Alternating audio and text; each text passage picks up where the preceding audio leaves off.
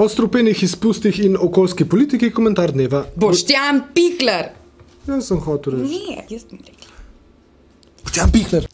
Oseba, pravna ali fizična, ki zavestno ne spoštuje zakonodaje in na tej podlagi v okolje spušča na tone strupenih snovi, katere dokazano povzročajo smrtonosne bolezni, si zasluži vsaj jasno in enoznačno etiketo. Morilec. Aktivisti ekokroga in številni ozaveščeni prebivalci Zasavja smo prepričani, da je takšen morilec francoski Lafarge cement.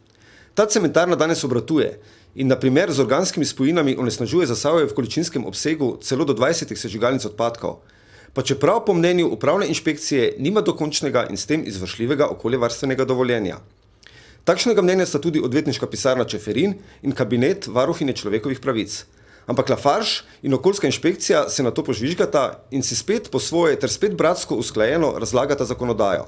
Hja, vi pa nas tožite in dokažete, da ste dobili raka ravno zaradi Lafargevih emisij. Ne pretiravamo. Tako odkrito in cinično so nam zadevo že pojasnili na samem okoljskem ministrstvu. Torej, delovanje okoljskega inšpektorata vodijo izključno politikanski interesi, ki se izražajo v bolj ali manj uspešnem lobiranju. Okoljski inšpekciji preprosto ni nič mar, da Zasavčanke in Zasavčani zaradi emisij prepogosto umirajo.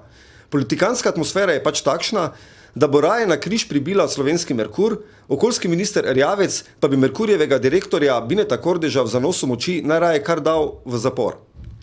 Ko pa je v igri francoski Lafarge cement z neprimerno hujšo kolateralno škodo od Merkurjeve, pa birokrati okoljskega ministrstva z vsemi okoljskimi inšpektorji ter dosedanjimi ministri vred hinavsko in sramotno pokleknejo.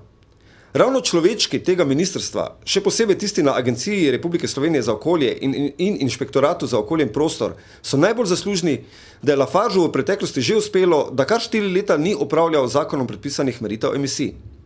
Hkrati je Lafargeu uspelo še na črno zgraditi infrastrukturo za sežig odpadkov. Okoljski inšpektorji pa so ga pri tem celo javno ščitili.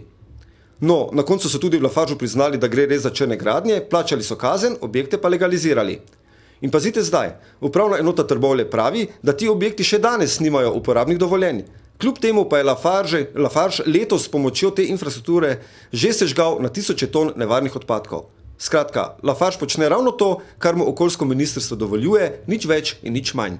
Zato v Zasavju upravičeno sprašujemo, kdo je večji morilec, Lafarge ali ministrstvo za okolje in prostor?